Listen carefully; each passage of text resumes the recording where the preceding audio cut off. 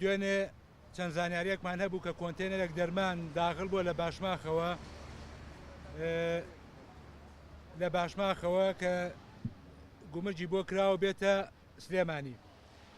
و ئێمەش مەفرەزەیەکمان بۆ دەرکرد توانیمان لە ئێوارە لە ڕێگەی ناپارێز دەرگیری بکەین.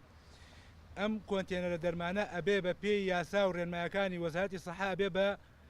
سیارەی بەڕات بێت، بەڵام ئەم فترێ و زیاتر لە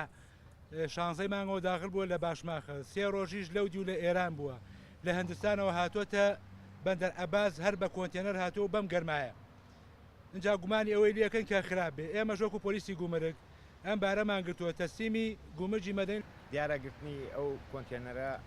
وەک کاک فەراد ئاماژەی پێکرد لەسەر بنەمای کۆمەڵێک زانیاری بووکە دەستگیر کرا و بەپێی ئەو ڕێنمایی و ڕێگە پێدانی کە لەلایەن وەزارەتی تەندروستیەوە دراوە بە هۆیەکانی ساتکەرەوە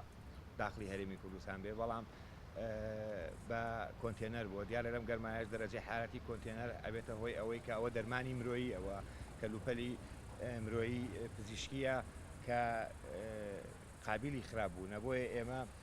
پەیوەندیکردمان بە بەڕێز وەزیری تەندروستیەوە بە سپاسەوە پشتیوانی کردین و دەستمان بەسەراگرتووە